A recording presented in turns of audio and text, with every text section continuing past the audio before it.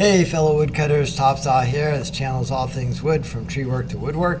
We're learning how to draw in Fusion 360 now so that we could run wooden parts on the CNC router. So we're just working on our drafting skills now.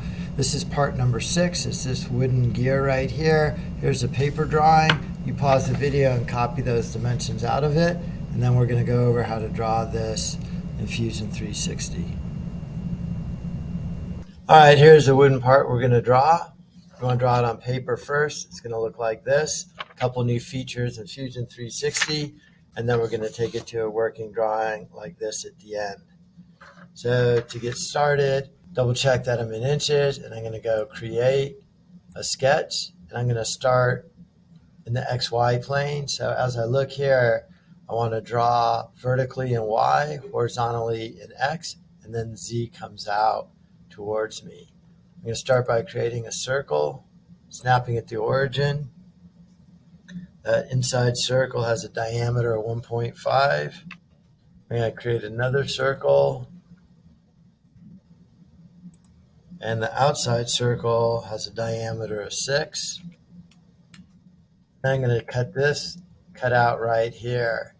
So I really need a construction line to do this. So I'm going to create a line. I'll go over here to set a construction line. I'm going to snap at the origin, and as I look at that diagram, I can see I'm 1.5 in, so I'm going to go 1.5, and then I want to do the radius of the circle.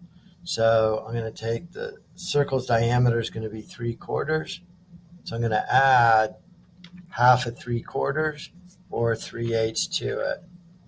Create a circle.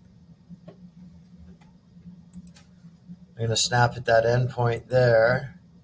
Then it is 3/4 of an inch. I'm going to zoom right in on this. I got to draw from a tangency here out.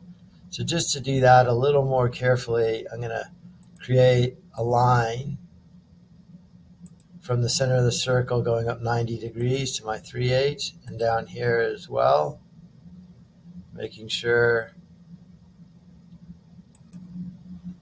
And then I'll create a line from there to the edge of the circle, create a line from that point of tangency perpendicular out to the circle. And I'll zoom back in. It's sometimes hard to see what's going on here with all the dimensions. I'm going to turn the dimensions off. Up to the trim button, I'm going to trim that out, that out, that out. I'll get rid of the construction line or leave it in, either way, and trim that out. Right click, okay. Now that I have this is kind of a cool feature here. Under create, I'm going to go to circular pattern. It's asking me to select what I want to create a circular. I'm going to select that, that, and that. I'm all done with the selection. So now I'm going to select the center point. I'll click on that center point, and you can see it's been repeated 3 times, but I want 6 of them, and there they are. So I'll hit OK, and then I'll go back to trim out parts of the circle. Now that that's all done, I'm going to go up here to finish sketch, over to extrude. I'm going to extrude the whole part out. I'm going to go out this way, and this is 3/4 of an inch. And then I'll hit OK, and there's my part. Now that my part's all done, I think we got it all right. I can check it, but I think that part's all done. I'm going to create the working drawing of it by going over to Design, Drawing. This is part number 6. Save it. And then I'm going to so I can print it out, A size paper. I'm going to do it in landscape mode down here. That's a little too small. Maybe I'll try a 1:2 scale. Want it centered. Go up here to create a drawing. I'll select this one.